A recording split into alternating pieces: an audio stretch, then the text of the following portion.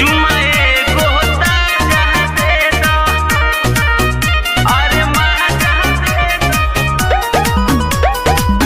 दो। जी हाँ, नमस्कार दोस्तों, कैसे हैं आप लोग। आशा करता हूँ आप लोग ठीक होंगे। भोजपुरी गायक तूफान जी का एक सॉन्ग अभी रिलीज किया गया है, बताएंगे आपको इस वीडियो में। लेकिन आप मेरे चैनल पर नए हैं और तूफान जी को चाहने वाले फैंस हैं तो इस वीडियो को दिल से लाइक करके चैनल को सब्सक्राइब जरूर करें।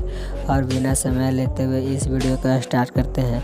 और आप लोग के बता दूं कि भोजपुरी गायक तूफान जी का एक सॉन्ग आया था करीब 1 महीना पहले, जिस सॉन्ग का टाइटल था सेजिया के माजा दे दा। और उस सॉन्ग को केटी म्यूजिक वर्ल्ड यूट्यूब चैनल के माध्यम से इस सॉन्ग को आज सुबह 7 बजे रिलीज किया गया है। और आप लोग के बता दूं कि इस सॉन्ग को कौन गाए हैं, तो इस सॉन्ग को गाए हैं हमारे भोजपुरी गायक तूफान राज और शिवानी सिंह। यह ड्यूट सॉन्ग है जो काफ़ी बवाल का सॉन्ग है। और यह सॉन्ग को लिखे हैं गीतकार सोनू संगम जी। और म्यूजिक की बात किया जाए तो इस सॉन्ग में म्यूजिक दिए हैं जेपी तिवारी, जो काफ़ी बवाल का म्यूजिक देते रहते हैं। अगर आप लोग तूफान जी को चाहते हैं तो इस वीडियो को ज़्यादा से ज़्यादा शेयर करें। और मेरे चैनल पर नए हैं तो मेरे चैनल को भी सब्सक्राइब जरूर करें। तो मिलते हैं नेक्स्ट वीडियो में, तब तक के लिए जय हो भोजपुरिया समाज।